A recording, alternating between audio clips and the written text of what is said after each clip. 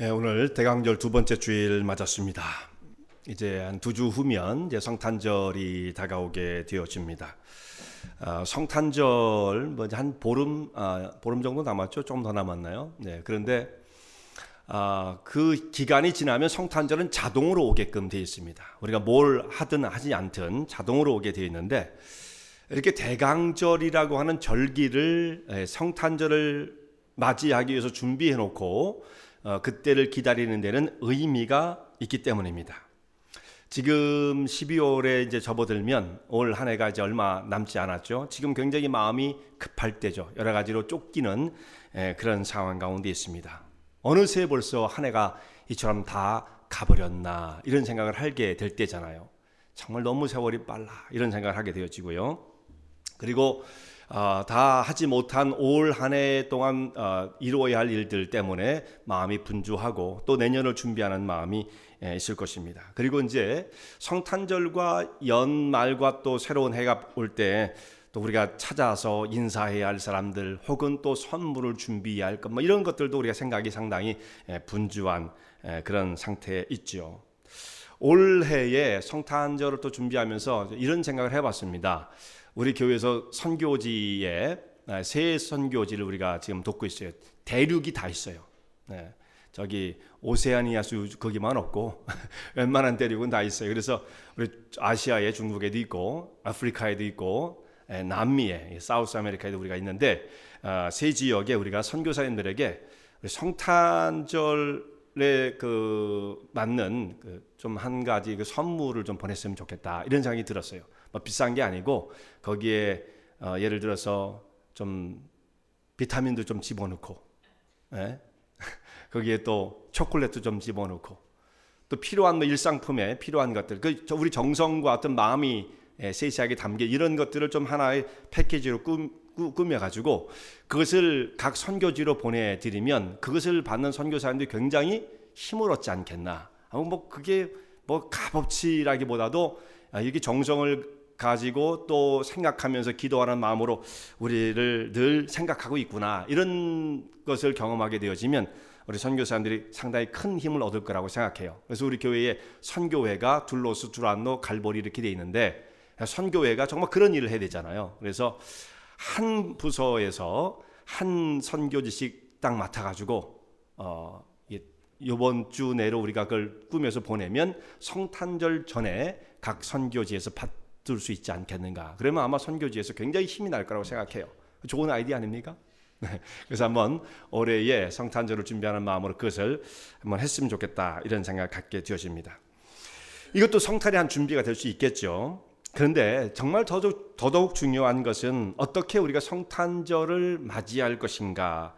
해마다 오는 성탄절, 좀 더 그 깊은 의미를 생각하고 정말 하나님의 거룩한 백성으로서 합당하게 성탄절을 맞아들이고 또 거기에 진정한 의미와 기쁨이 넘치는 성탄절을 어떻게 우리가 맞을 수 있을까. 오늘 말씀을 통해서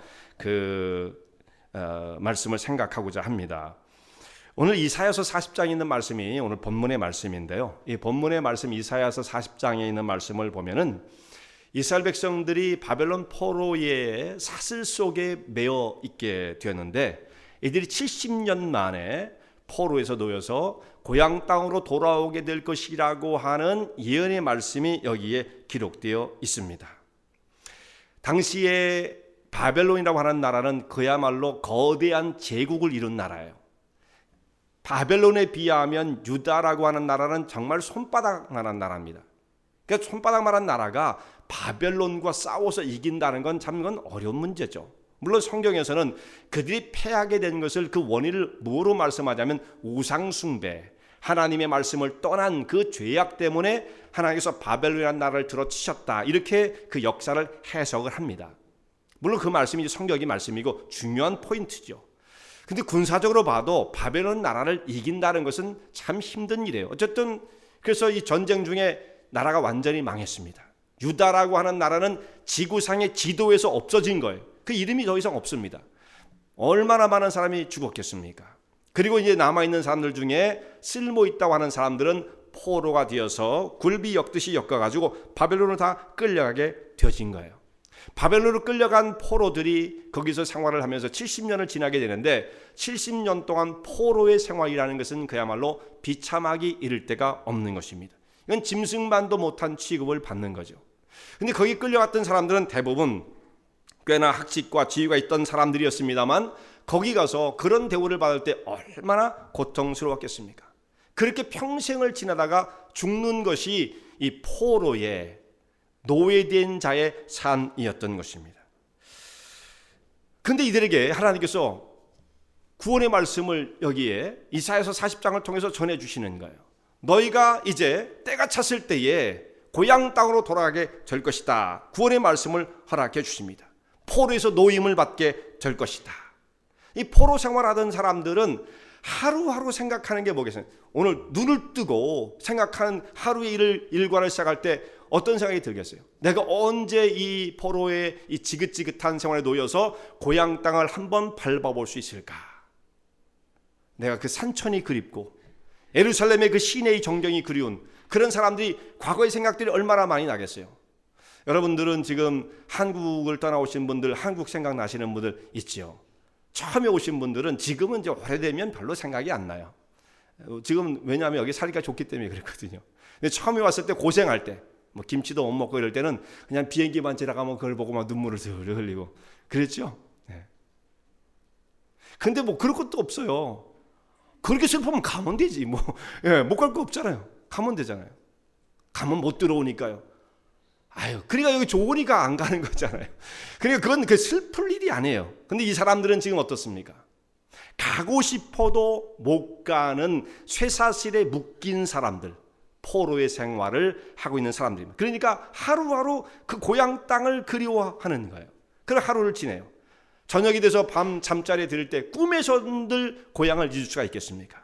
아마 꿈속에서도 그냥 정말 잠에 들면 그 꿈결을 타고 그 자기가 살았던 고향의 그 길을 산천을 밟아보는 꿈을 꾸고 살았을 것입니다. 이렇게 꿈꾸는 고향 땅이 이들 앞에 이제 뭐라고 말씀드리냐면 너희가 돌아가게 될 것이다. 이 말씀을 선포하시는 거예요. 그런데 이것이 정말 현실화가 되었습니다. 어느 날 이들이 바벨론 포로에 놓여서 70년 만에 정말 고토로 돌아오는 역사가 일어나게 되어집니다. 광야를 거쳐서 이들이 다시 고향 땅을 향해서 돌아오게 되어지는데 그 돌아오는 길에서 이들이 이게 정말 현실인지 꿈인지가 구분이 안 가는 거예요. 늘 꿈만 꾸고 살았는데 이것이 현실화되어질 때 어떤 생각을 하겠어요? 이게 정말 꿈인지 생시인지 이게 구분이 안 갈 정도죠. 그래서 그렇게 말을 했습니다. 시편 126편의 애들이 그때 돌아오는 광경을 생각하면서 뭐라고 말했냐면 주께서 시온의 포를 돌이키실 때에 우리가 꿈꾸는 것 같았도다. 꿈꾸는 것 같았어요. 정말 이게 막 꼬집어도 보고 이 꿈이야? 나 한번 때려봐. 막 그랬을지도 몰라요. 그럴 정도로 이게 정말 가슴 벅찬 그런 감격을 안고 이 포로에서 고향으로 돌아오는 것입니다. 그때 이런 말씀도 있어요. 그때 우리의 입에는 웃음이 가득하고 우리의 혀에는 찬양이 찼었도다. 열방주에서 말하기를 여호와께서 저희를 위하여 대사를 행하셨다 하였도다. 입에는 노래가 있고 웃음이 있고 즐거움이 있고 감격이 있는 정말 기다렸고 기다렸던 일이지만 믿겨지지 않는 일이 현실로 벌어진 것입니다. 근데 이렇게 바벨론 포로에서 돌아오는 역사가 성경 말씀을 자세히 읽어보게 되어지면 거기에는 어떤 말씀이 같이 기록되어 있냐면 항상 메시아의 임하심과 같이 병행해서 말씀이 기록되어 있다는 거예요. 여기서 어떤 우리가 좀 정신을 차려야 돼요. 예. 하나님 말씀이 어떻게 되어 있냐면 바벨론 포로에서 돌아와서 너희가 다시 나라를 회복할 것이다 라고 하는 그 약속의 말씀이 주어지고 나면 거의 대부분이 그 뒤에는 뭐가 나오냐면 메시아의 임하심에 대한 약속이 같이 나온다는 말씀이에요. 왜 이 두 가지가 한 그 본문 안에 한 텍스트 안에 항상 같이 들어있는 것일까? 이스라엘 백성들이 포로의 사슬에서 놓여서 해방을 맞아 고향으로 돌아오는 것처럼 죄악의 사슬 가운데 묶여있던 자들이 메시아의 구원의 역사를 통해서 생명을 얻게 되어지고 해방과 자유를 얻게 되어진다고 하는 그 말씀이 같이 연결되어지기 때문에 이렇게 말씀이 되어 있는 것입니다. 이 두 사건이 한 그 사건처럼 다루어지고 있는 거죠. 여기에 연관성을 좀 더 우리가 생각을 해보면요, 포로의 귀환과 구원의 역사를 한번 생각해 보자고요. 포로의 귀환이 어떻게 이루어졌느냐? 이 사람들이 바벨론 포로로 끌려가서 70년간 생활을 하면서 날마다 꿈속에서도 고향 땅을 잊지 못하지만, 그렇다고 해서 고향에 돌아갈 수 있는 뾰족한 수가 있느냐? 없습니다. 하나도 없어요. 노예로 끌려온 사람들이 그래서 저항을 해볼 수 있습니까? 여기 무슨 그 독립군을 만들어가지고 저항을 하고 항일 전쟁했던 것처럼 못하는 거예요. 이 사람들은요, 전혀 그런 것이 아니에요. 그냥 노예로서 하루하루 주는 밥 먹고 시키는 일 하고 짐승처럼 살다가 죽는 것이 노예의 모습이었다는 말씀이에요. 나라가 없어졌어요. 그런 상태로 있던 사람들, 돌아갈래 해도 돌아갈 땅도 없는 사람들, 그렇게 꽉 묶여있던 상태에 있던 사람들이 어느 날 말이죠, 갑자기 이 바벨론이라고 한 영원할 것처럼 보이던 그 나라가 페르시아라는 나라로 갑자기 바뀌는 거예요. 그 페르시아의 초대 왕인 고레스라고 하는 황제가 이 사람이 포로들은 다 고향집으로 돌아가라고 하는 명령을 내리게 되어집니다. 그래가지고 갑자기 이 사람들이 돌아오게 된 거예요. 그러니까 유대인들, 이 포로로 끌려가서 잡혀간 사람들이 무언가 자기들의 인간적인 노력을 통해서 구원 혹은 자유를 찾아낸 것이 아니고 그냥 주어진 거예요. 그냥 어느 날 보니까 갑자기 자기들이 노예에서 해방이 되어버리고 만 겁니다. 이런 역사인 거죠. 그러니까 그걸 우리가 뭐라고 말합니까? 하나님의 전적인 역사요, 하나님의 섭리라고 말을 하는 거죠. 이게 하나님의 섭리가 되어지는 거예요. 곧 구원은 하나님의 섭리인 것입니다. 이스라엘 백성들이 바벨론 포로에 놓여서 돌아오는 일, 인간의 힘이 하나도 들어가지 않는 거예요.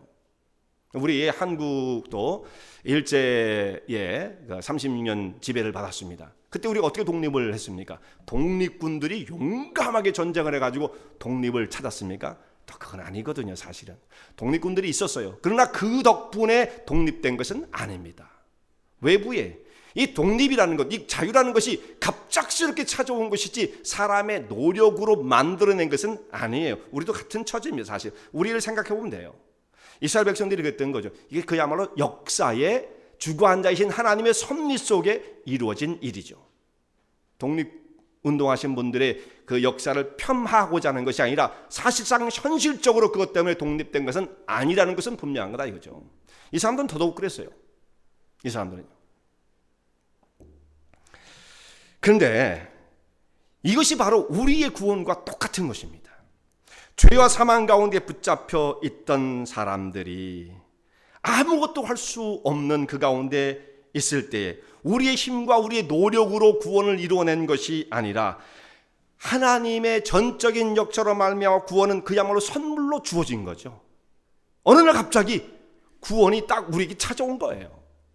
내가 만들어낸 것이 전혀 없는 것입니다. 그러니까 이 두 가지의 그 사건이 같은 맥락으로 흘러가고 있는 거죠. 아, 그렇구나. 정말 구원은 전적으로 하나님의 역사로구나. 사람의 힘이 요만큼도 들어가는 것이 아니로구나. 이것을 깨닫게 되어집니다. 모든 것이 역사의 주인이신, 또한 구원의 창조자이신, 구원을 하나님께서 이루셨으니까 우리 하나님을 그렇게 부른단 말이에요. 구원의 창조자.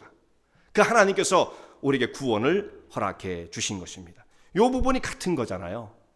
또 한 가지 또 유사성이 있어요. 이것은 뭐냐면 구원의 감격입니다. 감격. 자, 포로 생활 70년 동안 하던 사람들의 그 생활을 여러분 한번 생각해 보세요.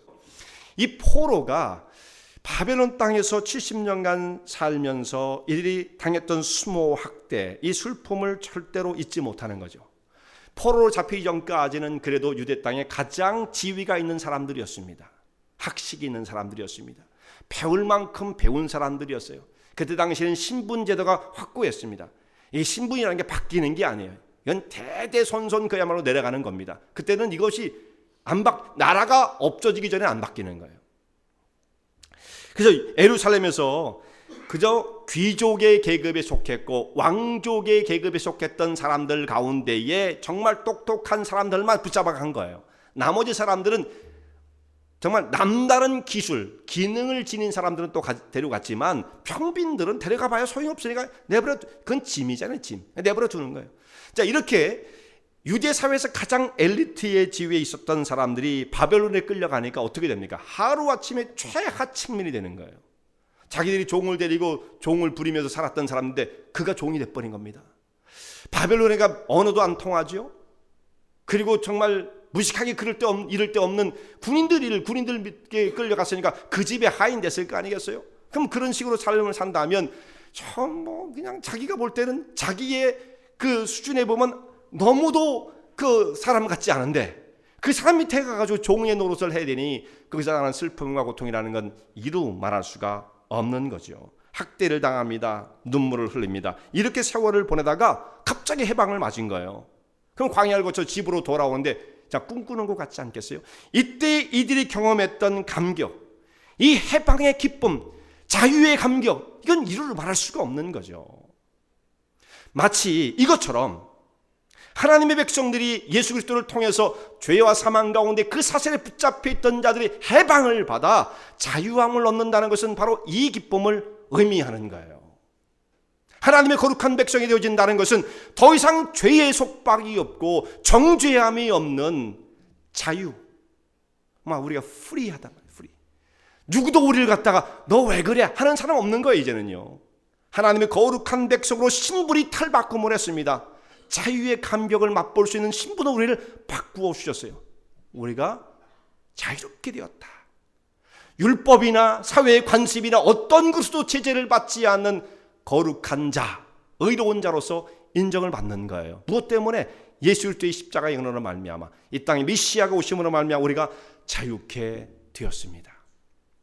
여러분, 우리가 프리라는 말은 참 좋아하잖아요. 프리. 뭐든지 프리는 다 좋은 거예요. 사실은 프리. 어떤 가게에 갔는데 돈을 지불하니까 프리. 그런 적 있어요? 저는 그런 적이 있었어요. 비싼 건 아니지만 스타벅스에 한번 갔는데 돈을 내니까 프리. 커피 한 잔만 먹어도 프리면 기분이 좋단 말이에요. 사람은 프리. 다 좋아해요. 그 사람이 커피 한 잔이라 옆으로 어떤 그 카 딜러에 갔는데 스탁이 남으니까 네가 원하는 데 하나 골라. 프리. 이러면 여러분들 그냥 그건 신문에 나겠죠. 신문에. 그 차를 타고 쫙 가다가 또 어느 데를 갔는데 그 비싼 다이아 파는 데가 어딘지 잘 모르겠습니다. 어디죠? 그런 데 있죠. 거기 갔는데 지구상에 하나밖에 없는 한 150캐럿짜리 다이아를 하나 딱 보여주면서 프리. 그러면 그거 받은 사람이 기절하겠죠. 그걸 갖고 집에 못 올 거예요. 기절해가지고 그냥. 그 정도 프리로 봐도 기절하겠다고 그러는데 그 다이아몬드하고도 비교할 수 없는 생명을 받고 하나님의 거룩한 자녀로 너희가 더 이상 속박이 아니라 죄의 사슬 가운데 묶여있지 않는 프리한 사람이 되었다라고 우리에게 자유를 선언해 줄 때 그때의 사람이 누리는 그 기쁨과 감격은 이 다이아몬드하고 비교할 수 없는 거예요. 렉서스하고 비교할 수 없는 거예요. 그것을 우리에게 주셨습니다. 그런데 여러분, 이 프리가 그냥 프리는 아니에요. 우리에겐 프리였지만 이것을 이루시기 위하여 하나님의 아들이 세상에 오신 것입니다. 그 구원의 감격을 우리에게 허락해 주시기 위해서. 그래서 이런 측면에서 바벨론 포로의 귀환은 이 땅에 오시는 예수님의 그 강림의 모습과 아주 밀접하게 관계가 있다라는 말씀이에요. 오늘 예수 그리스도의 메시아의 탄생을 말씀을 하시면서 여기는 예수님이라는 말씀이 없지만 결국 하나님의 아들 메시아가 오늘 보냄을 받을 것이라는 말씀이 뒤에 쭉 연결되어 있습니다. 우리가 8절까지 말씀을 읽었지만 그 뒤로 계속 넘어가면 9절, 10절, 11절 계속 그 말씀이에요. 사실은요. 메시아가 오셔서 우리를 다스릴 것이다. 그런 말씀입니다. 이때 임하시는 왕을 맞이하기 위해서 어떻게 왕이 오시는 길을 예비할 것인가? 왕이 오시는 그 길을 예비하라. 오늘 말씀이 그렇게 되어 있죠. 주의 길을 예비하라. 여호와의 길을 예비하라. 왕의 길을 어떻게 예비하라고 말씀을 하십니까? 세 가지를 말씀했어요. 길을 곧게 하라. 이렇게 되어 있죠. 스트레이트로 만들어라. 길 꾸불꾸불 되면 안 돼요. 길을 똑바로 내라. 높은 산은 낮아지게 만들어라. 그리고 골짜기, 폐에 있는 골짜기들은 다 도두어져서 평탄하게 만들어라. 이렇게 말씀을 합니다. 지금도 국가의 어떤 정상이 아주 국빈 뭐 이런 사람들이 어디를 방문하게 되어지면 그냥 혼자 가지 않죠. 몇 개월 전부터 사람을 보내서 그 지역을 다 평평하게 만듭니다. 그야말로 다 그 지역을 다 답사하게 만들고 안전하게 다 만들어 놓고, 공사하고 뭐 길이 잘 안 돼 있는 데를 그냥 가지 않죠. 공사를 다 끝내고 가는 겁니다. 그래야 그 국빈으로서의 그 자격도 있고 위험이 있지 않겠어요? 그냥 함부로 보내지 않아요. 함부로 가지 않아요. 지금같이 또 테러 위험이 있는 데에는 더더욱 보안이라든지 이런 것을 얼마나 철저하게 신경을 쓰겠습니까? 다 그런 것이 준비되고 난 다음에 왕이 행차를 한다 이 말씀이에요. 이 땅에 임하시는 하나님의 아들, 만왕의 왕이 되신 예수님께서 임하실 때 그분이 오시는 길을 어떻게 우리는 예비해야 할 것인가? 여기 있는 말씀이 그렇게 되어 있어요. 길을 곧게 하라. 예수님이 길 타고 오시는 건 아니잖아요. 어떤 뭐 광야를 이렇게, 여기 보면 너희가 광야에서 길을 예비하라 그랬는데, 사실은 예수님이 하나님의 아들이 광야를 거쳐가지고 그 꾸불꾸불한 길이 똑바로 나지 않으면 못 오시는 그런 분은 아니잖아요. 그게 결국 이 말씀이 뭐예요? 우리 심령을 말씀하시는 건 분명하잖아요. 굽어 있는 그 길을 똑바로 펴라. 높아 치솟아 있는 너희 모든 교만한 생각들을 다 낮추어라. 깊이 패 있는 우리는 말이 이 땅에 살면서 얼마나 많은 죄의 영향 때문에 이 심령 속에 깊이 파인 상처들이 많은지 몰라요. 다 상처 덩어리예요. 그냥 뭐라고 해도 그렇게 어떻게 상처를 잘 받는지. 그래서 속에 다 보면 여러분들 이렇게 양복을 입고 다 편안해 있으니까 다 괜찮아 보여도 말이죠. 그 속엔 순 상처 덩어리예요. 해결되지 않는 깊이 파 있는 상처로 이 속이 그냥 다 문드러져 있다 이 말씀이죠. 그런 것들을 똑바로 펴 거기서 다 메꿔줘야 된다. 똑바로 모든 이게 평정이 돼야 돼요. 그리고 난 다음에 왕이 행차할 수가 있다는 말씀입니다. 여러분, 근데 우리가 이것을 할 수 있다고 한다면, 왕의 길을 예비하는 이 일을 우리가 할 수 있다고 한다면, 사실은 말이죠, 예수님이 이 땅에 오실 필요가 없습니다.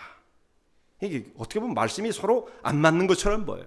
자, 우리가 예수님이 오시는 길을 똑바로, 우리 심령의 길을 똑바로 하고, 높아 있는 것, 교만하구나, 내가 낮춰라. 그래서 우리의 인격이 변하고, 상처받은 것, 자기 상처받았다는 거 다 고칠 수 있는 그런 상태가 되어진다면, 예수님이 뭐하러 오세요, 세상에? 걔가 다 알아서 하는데. 그 사람이 다 할 수 있는 거예요. 그럼 자기가 열심히 노력을 해가지고 내 마음에 있는 모든 상처도 고치고, 교만도 고치고, 구부러지는 것도 똑바로 펴고, 구부러진 인격들을 똑바로 펴서 정말 그렇게 정직한 자의 모습을 가지고 하나님 앞에 나가서 당당하게 인정을 받으면 되는 거예요. 근데 그럴 수 있는 사람이 세상에 있느냐? 아무도 없다 이거죠. 세상에 어떤 사람도 자기의 노력을 가지고선 이것을 이룰 수 있는 사람이 세상에 하나도, 한 영혼도 없는 것입니다. 누가 그 일을 할 수 있겠어요? 모세가 그 일을 할 수 있겠습니까?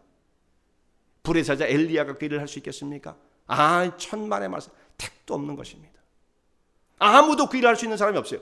아브라함과 다윗 같은 사람은 더더욱 안 되죠. 허물이 얼마나 많았어요. 모세는 없었느냐? 기록을 안 했을 뿐이죠. 엘리야는 없었느냐? 기록을 안 했을 뿐이지.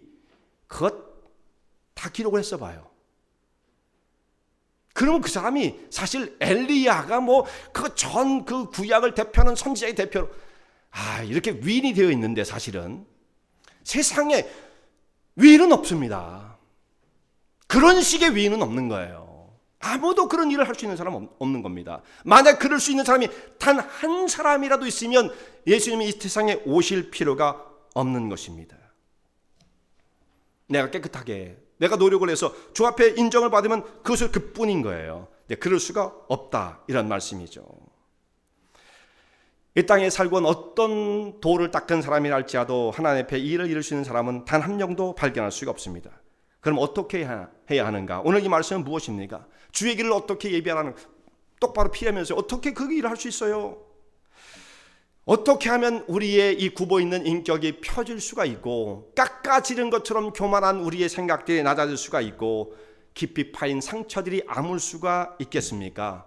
오직 회개하는 심령을 가지고 예수 그리스도를 바라보는 그 길 외에는 다른 길이 없는 것입니다.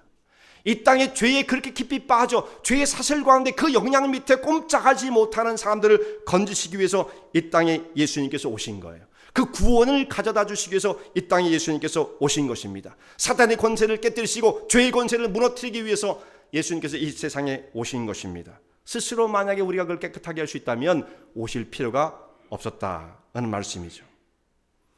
예수님께서 하늘의 영광 보좌를 버리시고 이 세상에 오실 수밖에 없었던 것은 바로 내 그 한계, 내가 해결할 수 없는 그 죄의 문제를 해결하시기 위해서 이 땅에 주님께서 오셨던 것입니다. 이 길 외에는 다른 방법이 없었던 거예요. 만약에 예수님께서 정말 하나님의 그 무한한 능력을 가지고 우리의 죄의 문제를 달리 해결할 수 있는 능력이 다른 방법이 있었다고 한다면 절대로 주님은 이 세상에 오시지 않습니다. 그런 모험을 구태하실 필요가 없는 거죠. 방법이 있는데. 근데 우리를 죄와 사망 가운데 건지시고 하나님의 거룩한 백성으로 만드시는 오직 한 가지 길, 그것은 하나님의 아들의 육체를 입고 이 땅에 오시는 거예요. 그리고 우리 죄악의 모든 값을 대신 담당하시는 이 길 외에 다른 옵션이 없습니다. 하나님도 딱 이 한 가지 외에 선택이 없는 거예요. 그러니까 할 수 없이 정말 오직 유일한 길, 하나님의 아들이 세상 육체를 입고 오셔서 우리가 저질러 놓은 모든 죄악의 짐을 다 짊어지시고 그분이 속죄의 제사를 드리심으로써 값을 치르시고 우리를 건져내셔야만 구원의 역사가 이루어지게 되기 때문에 이 땅에 주님께서 오신 것입니다. 그러니까 주 앞에 우리가 저는 이런 사람이다라는 것을 고백하는 것은 너무 정상적인 거예요. 저는 못 고칩니다라는 것을 고백하는 것이 너무나 정상적인 겁니다. 하나님의 교회에 와서 우리가 할 수 있는 것은 바로 그거예요. 저는 못 고칩니다. 내 인격은 구부러져 있어요. 뒤틀뒤틀 거립니다. 우리 심령속에 뭐 이렇게 뿔나고 말이죠. 교만한 것들이 많은지 알 수 없어요. 알 수 없어요. 그런데 우리의 심령에 그것이 가득 차 있고 뭔 상처를 그렇게 많이 받았는지 마음속에는 그렇게 황폐해 있는 영혼의 그 아픔을 가지고 살아가는 우리들 이 모습, 저는 못 고칩니다. 주님만이 저를 고칠 수 있는 분입니다라는 것을 고백하는 것, 그게 예수님의 길을, 왕의 길을 예비하는 길이에요. 여기 와서 뭐 고상하게 그런다고 해서 하나님이 뭐 더 높임을 받으시겠어요? 나는 너를 고치러 온 건데. 사람들은 다 위장을 하고 양복 입고 폼 잡으면 그렇다고 되는 게 아니거든요. 그것을 내게 내려놓으라고. 왕의 길을 예비하는 것은 바로 그것입니다. 병든 영혼, 상처받은 이 아픔을 가지고 저는 어찌할 바를 모르겠습니다. 주님, 내 영혼의 부패를 고쳐주세요. 이것이 주님에게 오시는 길을 예비하는 길입니다. 그래서 말씀이 어떻게 연결되어져요? 세례 요한이 예수님보다 먼저 보냄을 받아가지고 공생애를 예수님의 공생애 기간을 준비하게 되잖아요. 먼저 그 길을 예비하잖아요. 그래서 그가 와서 외쳤던 말씀이 뭡니까? 첫 번째가 회개하라. 마태복음 3장에 회개하라, 천국이 가까이 왔느니라. 이렇게 말씀한단 말이에요. 천국은 뭐냐면, 천국은 예수님께서 가져오시는 나라거든요. 하나님의 나라. 그러니까 사실은 여기서 천국이라고도 말할 수 있지만 천국을 가져오시는 예수님을 소개하기 위한 메시지였던 거예요. 천국의 주인이신 예수님, 그분이 이루어 놓으실 그 나라가 가까이 왔다. 사실은 예수님이 안 오시고선 이 일은 이루어지지 않거든요. 그러니까 예수님이 오셨다는 말씀을 그렇게 소개를 한 겁니다. 천국이 가까웠다. 예수님이 이 가까이 오셨다. 그래서 나중에 뒤에 보면 그런 말이 나오잖아요. 나는 물로 세례를 주지만 그분은 불과 성령으로 세례를 주실 분이시다. 나는 그분의 신발을 끈을 풀게도 합당치 않은 자다 라고 예수님을 소개하지 않습니까? 그래서 회개하는 것, 그것이 바로 예수님이 오시는 길을 예비하는 길이다는 말씀이죠. 그 말씀이 그래서 구약성경과 신약성경이 쭉 다 연결이 되어지는 것입니다. 바로 이러한 자들에게 주님께서는 임하셔서 그 영혼을 고쳐주십니다. 또 예수님의 길, 왕의 길을 준비하는 거는 먼저 우리가 어떻게 되냐면 예수님을 통해서 정말 겸손을 배워야 돼요. 첫 번째는 회개죠. 두 번째는 정말 겸손을 배워야 합니다. 오늘 하나님 말씀을 따라 산다라는 것은 이 순종을 이루기 위해서는 겸손한 마음이 먼저 우리의 마음속에 준비되지 못하면 결코 순종을 이룰 수가 없습니다. 자, 겸손이 없다는 건 뭡니까? 겸손하지 않다는 건 누구 앞에 가나 이렇게 말도 조심하고 이런 것만이 아니고, 겸손이 없다는 것은 그 속에 뭐가 있다는 거예요. 결국은 내 생각과 내 주장과 내 고집이 있다는 겁니다.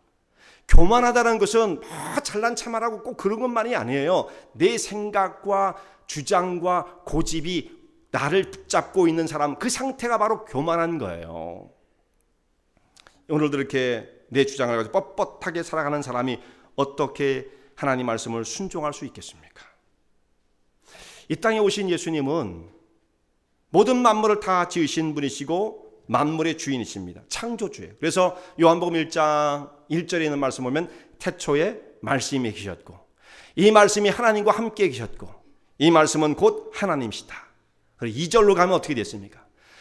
모든 만물이 그로 말미암아 지은 바 되었으니 그가 없이는 하나도 된 것이 없느니라. 그러니까 예수님 어떤 분이에요? 창조주잖아요. 창조주. 요한복음 1장 1절 2절에 너무 중요한 말씀이 있습니다. 그러니까 예수님께서는 모든 만물을 지으신 하나님 아버지가 지으신 거 아니에요? 하나님 아버지도 지으셨죠. 그런데 하나님 아버지께서는 말씀의 권세와 능력으로 지으셨으니까 그 속에 창조의 그 중심 속에 계셨던 분이 바로 예수님이라고 요한복음 1장에 말씀을 하고 있단 말이에요. 모든 만물이 예수님으로 말미암아 지은 바 되었어요. 그런데 그렇게 창조의 주인으로서 예수님께서 하늘의 영광 보좌에서 모든 만물을 다스려야 할 분이시지만 예수님은 어떻게 하셨습니까? 이 땅에 오실 때 자기의 영광의 보좌, 통치의 보좌를 비워놓으시고 빌립보서 2장에 있는 말씀 보면 너희 안에 이 마음을 품어라. 빌립보서 2장 5절 이하의 말씀이죠. 곧 그리스도 예수의 마음이니 그는 근본 하나님의 본체시나 하나님과 동등됨을 취할 것으로 여기지 아니하시고 하나님 보좌 우편에서 항상 거기서 하나님과 동등 똑같으신 동등이 아니라 하나님이시잖아요. 하나님. 그런데 자기를 비워 종의 형체를 가져 사람의 모양으로 오셨고 사람의 형체를 가지셔서 이 땅에 오셨어요. 그리고 예수님께서는 죽기까지 복종하셨으니 그 십자가에 죽으십니다. 예수님께서 자기를 낮추시고 십자가에 죽으시기까지 철저하게 자기를 낮추신 분이셨습니다. 이 땅에 오실 때에도 예수님이 어떻게 낮았어요? 갈릴리의 소녀인 마리아, 요즘에 마리아가 영웅이 됐잖아요. 마리아를 영웅 만들면 안 돼요. 성경에 있는 인물을 영웅 만들면 안 됩니다. 성경이 바라는 게 아니에요. 오직 영웅은 하나님밖에 없는 거예요. 예수님밖에 없는 거예요. 무슨 영웅이 있어요 여기에. 다 허물 많은 사람들. 모세가 무슨 영웅이에요. 그렇게 생각하면 안 됩니다. 간혹 우리는 모세 앞에 가면 나중에 또 모세가 나중에 가면 섭섭해 할지는 몰라도 할 수 없어요. 그건 할 수 없어요. 영웅은 아닙니다. 세상에 영웅이 어디 있어요.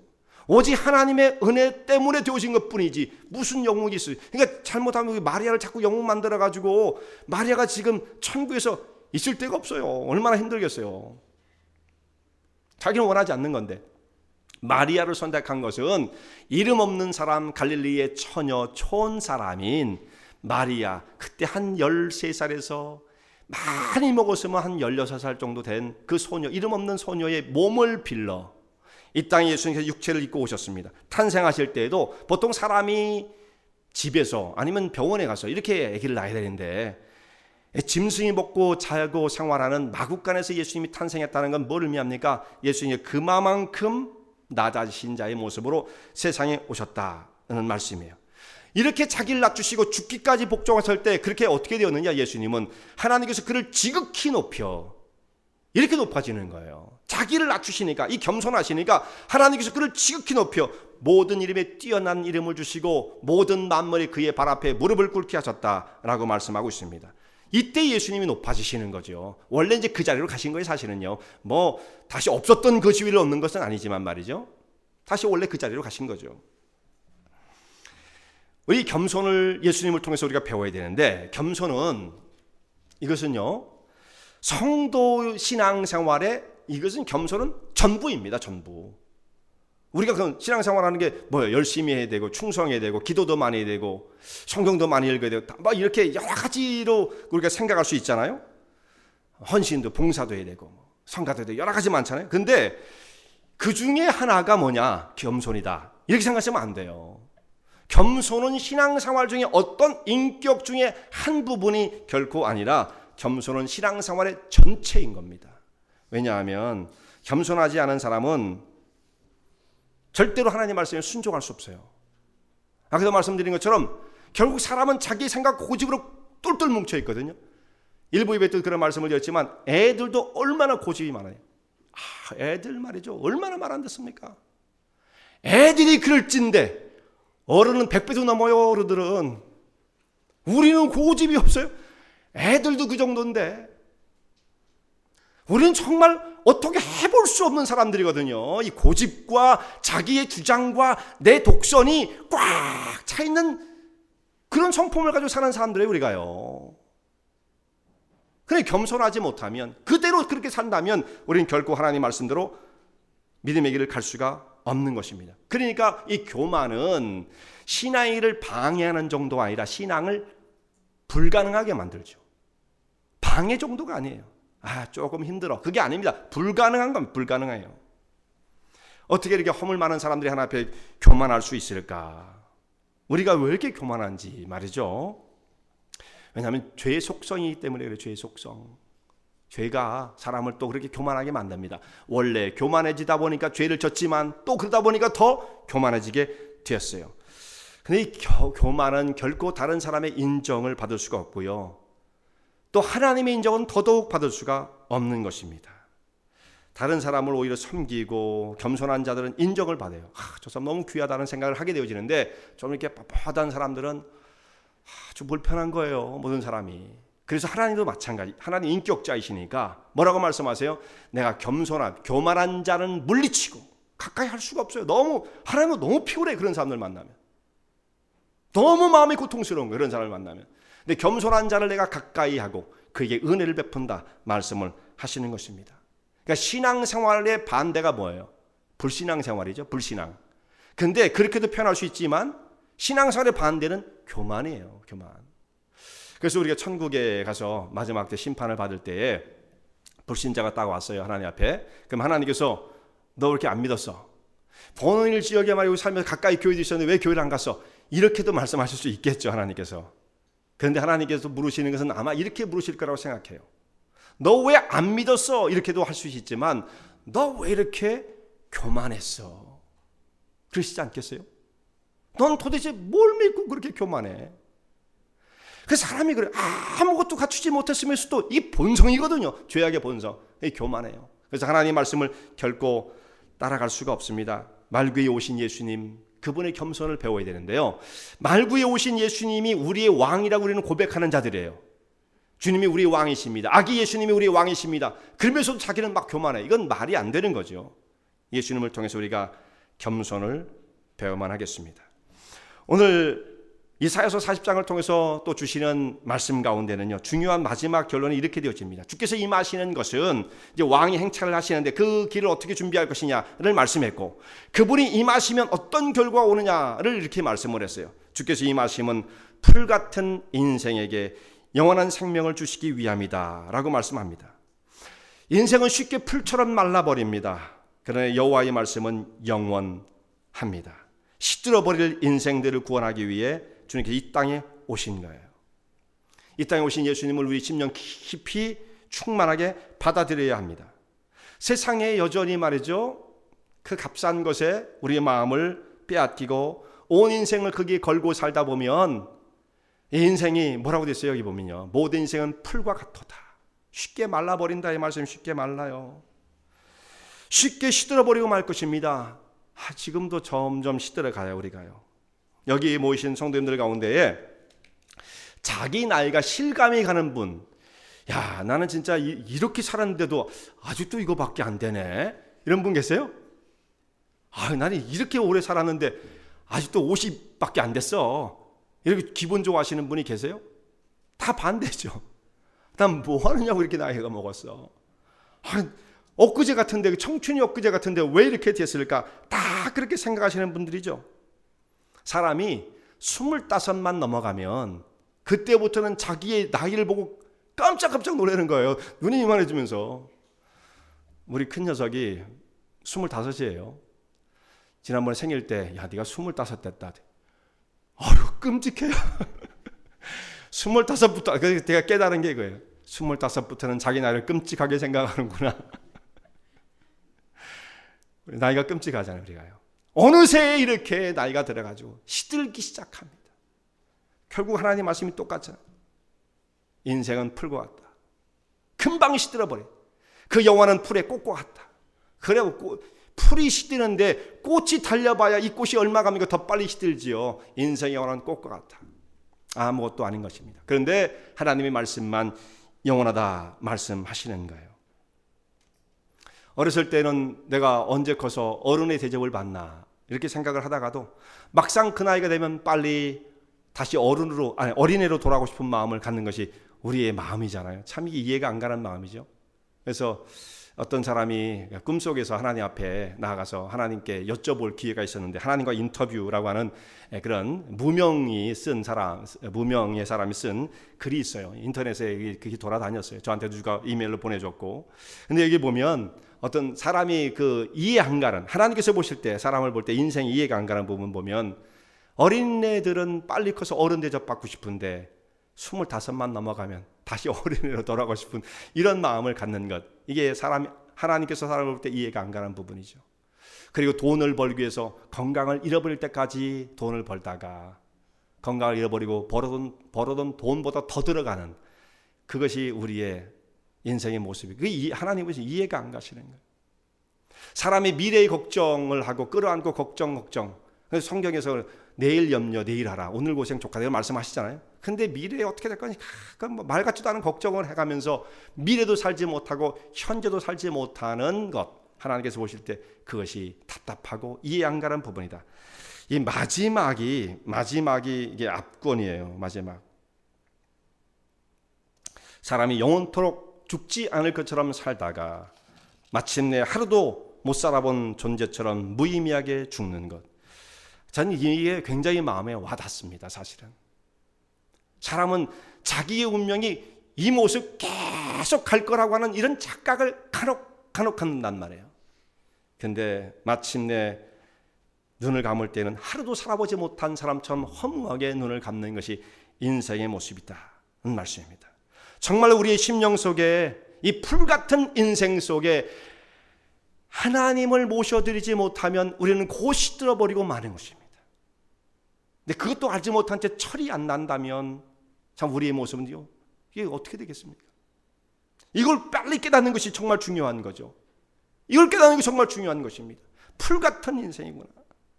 예수 그리스도를 우리 심령 속에 모셔드리면, 그런데 그 풀같은 인생이 오늘 말씀하시는 말처럼 영원한 생명을 향해서 나갈 수가 있는 거예요. 이때야 비로소 죄의 사슬 가운데 묶여있던 자들, 거기다 풀같은 존재인데 죄의 세력까지 누르고 있어서 이 비참한 상태라는 것은 이루 말할 수가 없는데, 예수 그리스도를 우리 심령 속에 모셔드리면 하나님이 우리 아버지가 되시고 그분께서 허락해 주시는 진정한 기쁨, 자유의 감격을 누리며 삶을 살게 되어집니다. 아직도 하나님을 알지 못하고 그리스도가 우리 심령 속에 왕이 오시는 길을 예비하지 못해서 우리 영혼 속에 계시지 못한다고 한다면, 아직도 우리는 은혜의 저 강 건너편에 있는 거죠. 은혜가 저기 있는데도 불구하고 건너가지 못하는 거예요. 잠시 후에 시들어버릴 영혼을 바라봐도 불쌍하고 안타깝지만, 정말 더 안타까운 것은 뭐냐면, 자유케 하시는 하나님의 은혜의 풍성함과 그 감격이 있음에도 불구하고 그것을 누리지 못하는 사람들을 보면 안타까운 거잖아요. 그것이 안타까운 것입니다. 이 땅에 마신 하나님의 아들 그리스도를 진정으로 회개하는 자의 모습을 가지고, 이건 부끄러운 것이 아닙니다. 그리스도인들만 할 수 있는 성도들의 특권이에요. 특권. 그걸 잘하는 사람이 하나님께서 보실 때 가장 아름다운 거예요. 그게 너는 나를 필요로 하고 있구나. 회개하는 자의 심령, 그 예수 그리스도를 닮아가고 싶은 그 겸손한 마음을 가지고 주를 바라봄으로써 심령 깊은 곳에 이 땅에 임하신 예수님을 왕으로 구세주로 영접하시는 주의종들 되시기 바랍니다. 은혜와 진리 장로교회는 진실된 하나님의 말씀, 건강한 신앙의 공동체를 찾는 모든 분들께 열려 있습니다. 교회 주소는 230 US Highway 45번, Vernon Hills, 230 US Highway 45, Vernon Hills, VERNONHILLS에 위치하고 있으며, 새벽 예배는 화요일부터 토요일까지 오전 6시, 금요 저녁 예배는 금요일 저녁 8시, 주일 1부 예배는 오전 8시, 2부 대예배는 오전 11시에 시작합니다. 이 설교를 들으시고 하나님의 말씀에 대해 궁금하신 점이나 신앙 상담을 원하시면 교회 전화 847-962-4412번 847-962-4412로 문의하시기 바랍니다.